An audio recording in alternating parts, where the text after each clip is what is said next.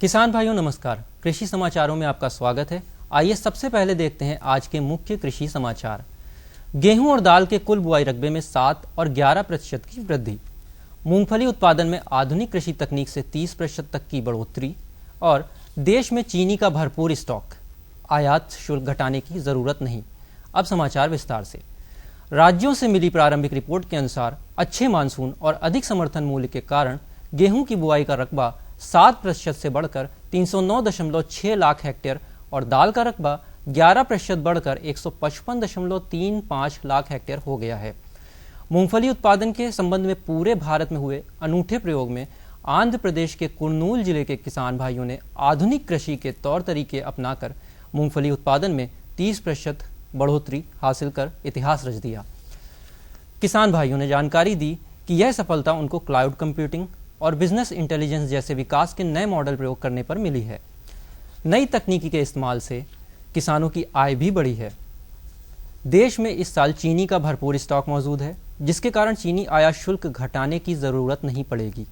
चीनी की अत्यधिक पैदावार के लिए इस वर्ष अच्छी घरेलू फसल और कम उपभोग को जिम्मेदार माना जा रहा है।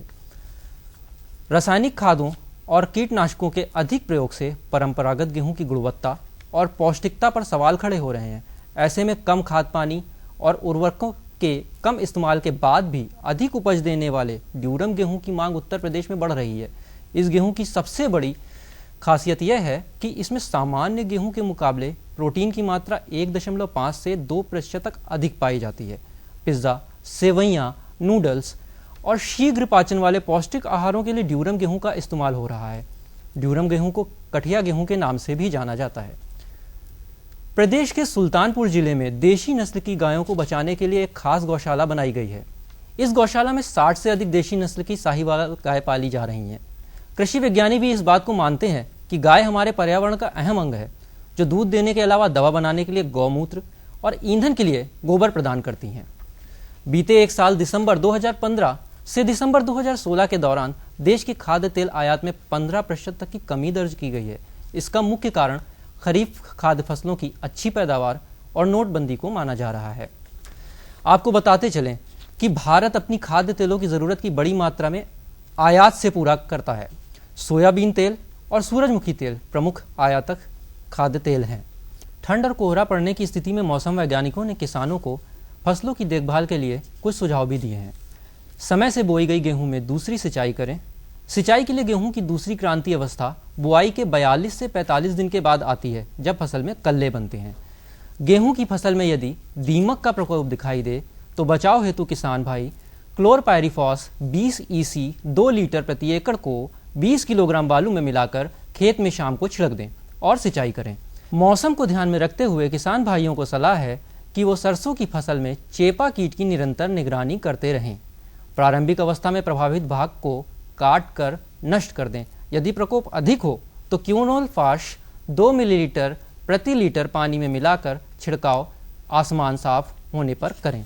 चने की फसल में फली छेदक कीट की निगरानी हेतु 3 से 4 फेरोमोन प्रति एकड़ खेतों में लगाएं, जहां पौधों में 20 से 25 फूल खिल गए हों। इस मौसम में तैयार बंद गोभी, फूल गोभी, गाढ़ गोभी आदि की रोपाई मेड़ों पर कर सकते हैं। और किसान भाइयों, आइए अब नजर डालते हैं प्रदेश की मंडियों के कुछ ताजा मंडी भावों पर।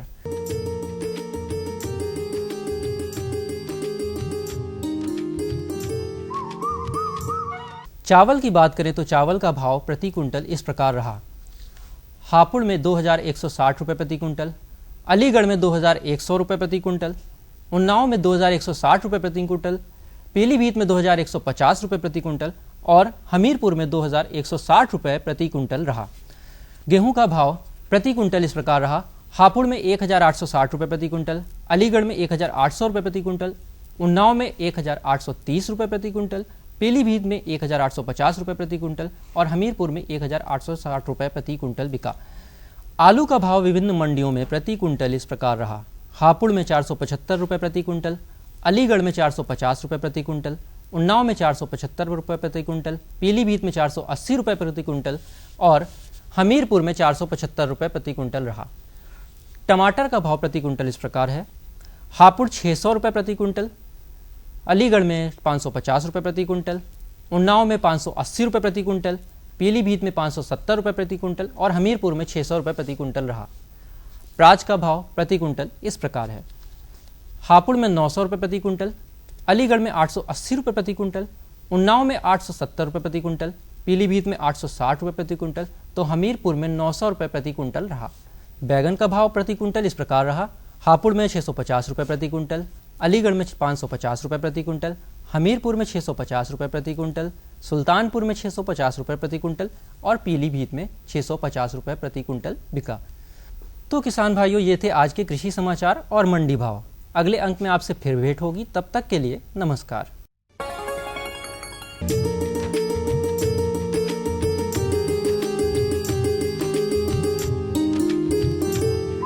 किसान भाइयों नमस्कार। कृषि समाचारों के बाद आपका स्वागत है आपके अपने कार्यक्रम कृषि दर्शन में। किसान भाइयों, हम चाहे जितना अच्छा बीज प्रयोग कर लें, चाहे जितनी अधिक मात्रा में खाद डाल लें, चाहे जितना समय से सारे काम कृषि कर लें, अगर हमने अपनी किसी भी फसल से खरपतवारों को नियंत्रण नहीं किया, उनसे निजात नहीं मिली हमारी फसल को, तो उत्पादन आधा हो जाता है। तो इसी संबंधित है हमारा आज का विषय, गेहूं की फसल में खरपतवार नियंत्रण। इस विषय पर जानकारी देने के लिए आज हमारे साथ हैं डॉक्टर अख्तर हुसैन। आप हैं प्राध्यापक नरेंद्र देव कृषि एवं प्रौद्योगिकी विश्वविद्यालय फैजाबाद से। तो आइए उनसे बात करते हैं। डॉक्टर साहब, आपका स्वागत है हमारे कार्यक्रम में। हम बात करने जा रहे हैं गेहूं की फसल में खरपतवार नियंत्रण। गेहूं की फसल जैसा कि हमारे किसान भाई लगभग बुआई कर चुके हैं, जो पछेती वाले वो भी कर चुके हैं, पूरा कर चुके हूँ, और जो पहले कर चुके हैं वो पहली सिंचाई भी कर चुके हैं, और खरपतवार का जगने का जो उगने का प्रारंभ है सिलसिला, कहीं पे उग भी आए हैं। ये बड़ी समस्या हमारे किसानों के लिए है कि इन खरपतवारों से हमारी फसल को निजात कैसे मिले। तो हम सबसे पहले जानना चाहेंगे क्या क्या प्रमुख बातें होनी चाहिए। देखिए, ऐसा है कि किसी फसल से अच्छी पैदावार लेने के लिए उनमें अच्छा बीज चाहिए, अच्छी उर्वरक का प्रयोग करना चाहिए संतुलित मात्रा में, उसके साथ साथ खरपतवारों का नियंत्रण और सिंचाई का प्रबंध होना चाहिए। किसान भाइयों ने सारे काम कर लिए हैं, अगर खरपतवारों का नियंत्रण नहीं समय पे करेंगे तो ये देखा गया है कि देखिए खरपतवार कंपटीशन करते हैं, प्रतिस्पर्धा करते हैं फसलों के साथ, और उससे वो आपकी नमी को जो आप सिंचाई करते हैं वो लेते हैं, स्पेस के लिए प्रतिस्पर्धा करते हैं, उर्वरक जो डालते हैं उसमें पोषक तत्व होते हैं उसका करते हैं। तो इस तरीके से नाना प्रकार से प्रतिस्पर्धा करके हमारी फसल को कमजोर करते हैं और फसल जितनी अच्छी होनी चाहिए नहीं हो पाई। अब हम जानना चाहेंगे कि ये कौन कौन से खरपतवार हैं मुख्य रूप से, जो उनकी पहचान कैसे हो, जो नुकसान करते हैं। देखिए, अगर आप बात करें कि इसकी कितनी कैटेगरी में बांटा जा सकता है, तो मोटे तौर पे हम किसान भाइयों से कहना चाहेंगे दो प्रकार के होते हैं। एक तो पतली पत्ती वाले होते हैं जिसमें गेहूं का मामा, जिसको गेहूंचा गुल्ली डंडा के नाम से भी किसान भाई जानते हैं, दूसरा जंगली जई है, तीसरा एक पॉलीपोगान है। ये पतली पत्ती वाले खरपतवार बहुत ज्यादा नुकसान पहुंचाते हैं, चूंकि इनके एक पौधे से हजारों की मात्रा संख्या में बीज बनते हैं और बीज गिर जाते हैं और जमीन में पड़े रहते हैं, और जब गेहूं की बुआई की जाती है तो उनको उपयुक्त समय मिलता है तो इस तरीके से वो जम जाते हैं। इसके अतिरिक्त चौड़ी पत्ती के बहुत से खरपतवार पाए जाते हैं। उसमें हमारे प्रमुख खरपतवार जो हैं बथुआ है, पीली सेजी है, अकरा अकरी है, एक चटरी मटरी के नाम से ज्यादा जाता है, जो जंगली मटर भी कहलाती है। बहुत मुश्किल से नियंत्रण इसका होता है, लेकिन अब ऐसे रसायन आ गए हैं जिससे नियंत्रण किया जा सकता है। मतलब चौड़ी पत्ती वाले सकरी पत्ती दो भागों में बांटा गया खरपतवारों को। आपने अभी बताया एक चीज, सकरी पत्ती में जो गेहूसा है वो बड़ा फेमस है, बहुत प्रसिद्ध खरपतवार है, हमारी फसल को बहुत नुकसान करता है। तो हम सबसे पहले गेहूसा जो आपने बताया उससे नियंत्रण कैसे हो। देखिए, गेहूंसा का मतलब गेहूं जैसा वो दिखता है। शुरू की अवस्था में बहुत कम लोग उसको पहचान पाते हैं, वही लोग पहचानते हैं जो उस पर काम करते हैं। जैसे उसमें जहाँ पे जड़ और तना जुड़े रहते हैं उस पर पीला रंग रहता है और गुलाबी रंग निकलता है। अगर उसको दबाया जाए तो गुलाबी कलर का रंग आता है, उससे उसकी पहचान हो जाती है। और पत्तियां जरा हल्की हरी होती है गेहूं के मुकाबले, नहीं तो देखने में उसकी पूरी मॉर्फोलॉजी जो होती है, रूप वेशभूषा होती है, उसी तरीके से होती है, गेहूं की तरीके से होती है। लेकिन ये खरपतवार गेहूंसा जो है, जंगली जई है, बहुत ज़्यादा नुकसान पहुंचाते हैं।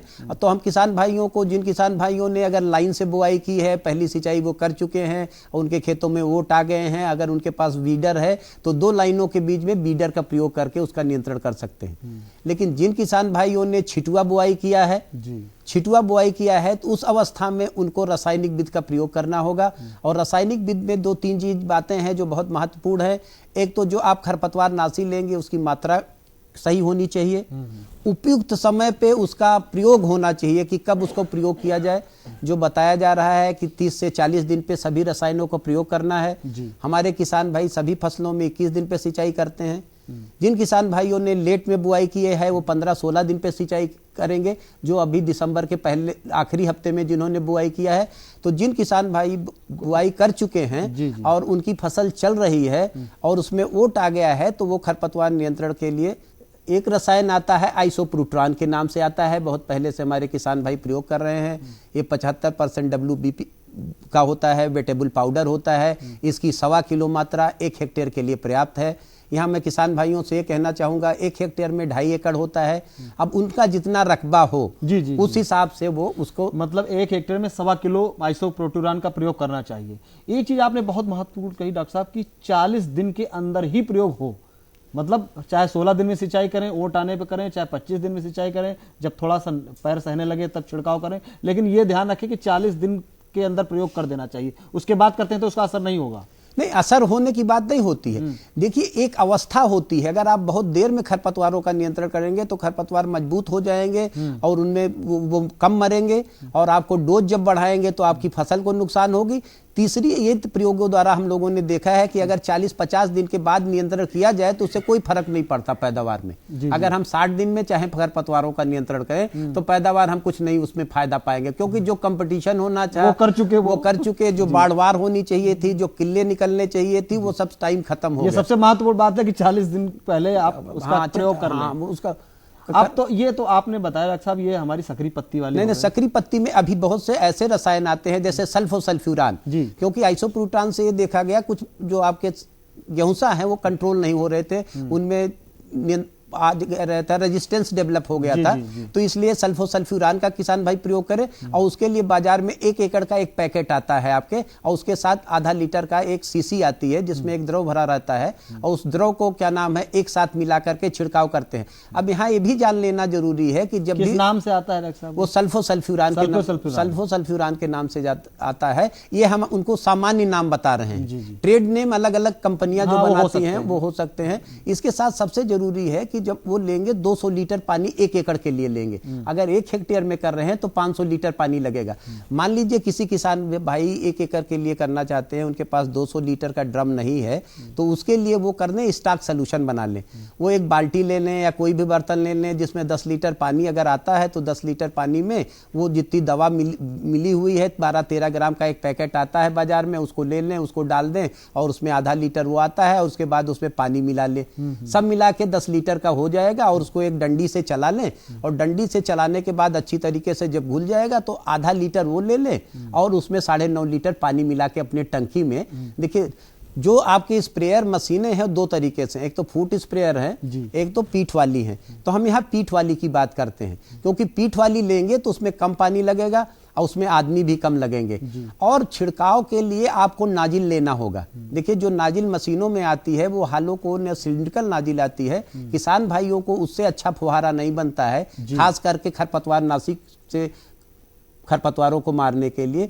उस अवस्था में उनके लिए फ्लैट फैन नाजिल लेना जरूरी है, मतलब फ्लैट फैन नाजिल का प्रयोग करना चाहिए, बहुत जरूरी है। अच्छा, ये डॉक्टर साहब जो पीठ पे करते हैं और जो पैर से करते हैं मशीन, दोनों के लिए यही नाजिल? दोनों के लिए यही नाजिल है। और दूसरे वो सीधी रेखा में जाए, जैसे ये हाथ से ऐसे सीधी रेखा में गए, उनको दाएं और बाएं अपने हाथ को हिलाना नहीं है कि दाएं और बाएं हिला करके वो ज्यादा एरिया कवर करें, क्योंकि उस समय जो कंसंट्रेशन दवा का रहता है अलग अलग पड़ता है। तो फिर पता चला जो जल्दी खरपतवार जमे हुए हैं, ज्यादा उम्र के हो गए हैं, वो नहीं मरते, और जो छोटे रहते हैं मर जाते हैं। तो ये समस्या आती है। अच्छा, एक चीज और ये है, कुछ हमने किसान भाइयों को देखा है कि दवा चले तो उसको नहला देते हैं पूरी तरीके से। मात्रा क्या करनी चाहिए कि हल्की दवा फुहारा पड़े? देखिए, उनको स्पीड एक मेंटेन करना है, एक रफ्तार से जाना है, और जहां तक उसकी चौड़ाई, जितनी चौड़ाई में जाएगा 2-2.5 फीट की चौड़ाई वो लेके चलेंगे, उतने जाता है, फिर उसके बाद उधर से लौटेंगे वो करते हुए।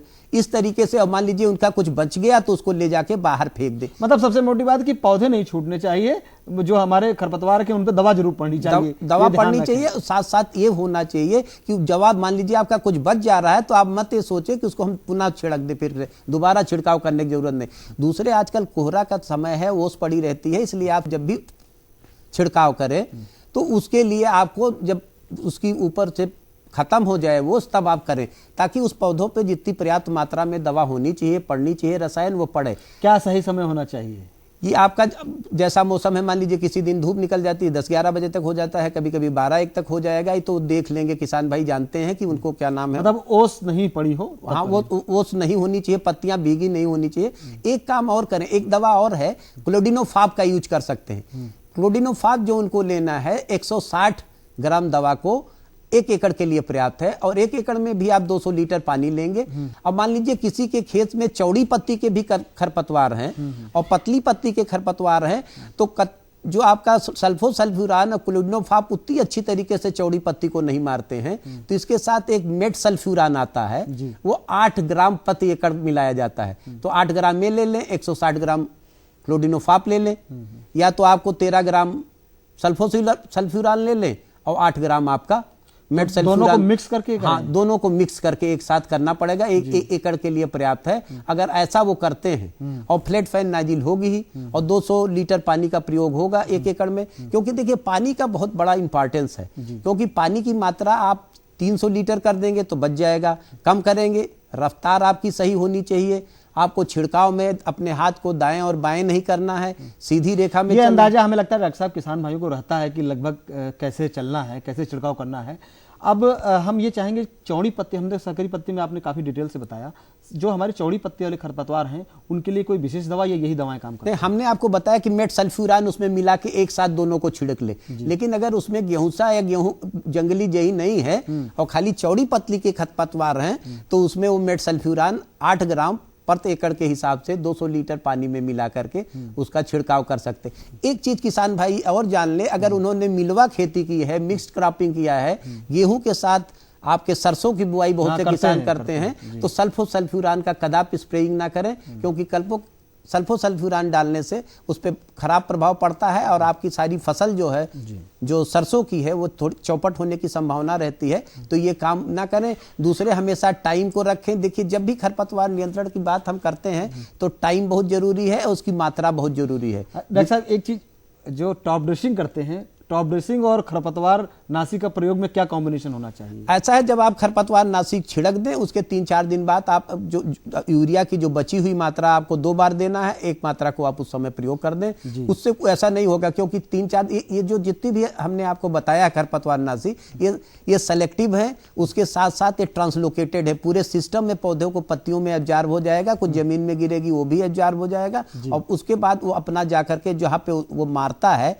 उस जगह पे वो जाके अपना काम करना शुरू कर देगा, और 6-7 दिन में वो पीलापन आने लगेगा, 10-12 दिन में पूरे के पूरे आपके खरपतवार मरे हुए नजर आएंगे। खरपतवार नाशी का छिड़काव करने के बाद 3-4 दिन बाद टॉप ड्रेसिंग कर सकते हैं, कोई समस्या नहीं, कोई समस्या नहीं है। आखिरी में एक सवाल आपसे, हमारे किसान भाइयों को दवा छिड़कते समय या इस पूरी विधि में जो आपने बताया है, क्या सावधानियां बरतनी? देखिए, सावधानियां, एक तो मास्क लगा लें क्योंकि ये जहरीला है। दूसरे, जिस दिन बहुत तेज हवा चल रही हो उस समय छिड़काव ना करें, जब हवा कम रहे। तीसरे, अगर उनके पास दस्ताने मिल जाए बाजार में तो दस्तानों का भी प्रयोग करें, और जो उनके डिब्बे आते हैं उसको ले जा करके कहीं पे जमीन में वो कर दें। अगर वो टीन के डिब्बे तो आते नहीं है, पॉलीथीन के आते हैं, और उसके ऊपर रैपर जो लगा रहता है उसको नष्ट कर दें, क्योंकि ऊपर ना पड़ा रहे कोई जानवर, तो उसको क्षति हो सकती है बच्चे। तो डॉक्टर साहब, आप हमारे कार्यक्रम में और किसान भाइयों को जो है गेहूं में खरपतवार नियंत्रण के बारे में जानकारी दी, इसके लिए आपका बहुत बहुत धन्यवाद। किसान भाइयों, आपने देखा कि डॉक्टर साहब ने बताया कि आपको अपने गेहूं की फसल को खरपतवारों से कैसे बचाना है, दवा का प्रयोग कैसे करना है, कब कैसे उसकी पहचान करनी है, उर्वरकों का प्रयोग कब करना है। इन सब बातों को जानकर आप अपनी फसल से अच्छा उत्पादन ले सकते हैं। हमें आशा है हमारे कार्यक्रम द्वारा जो जानकारी मिली है उससे अपनाकर आप लाभ उठाएंगे। नमस्कार।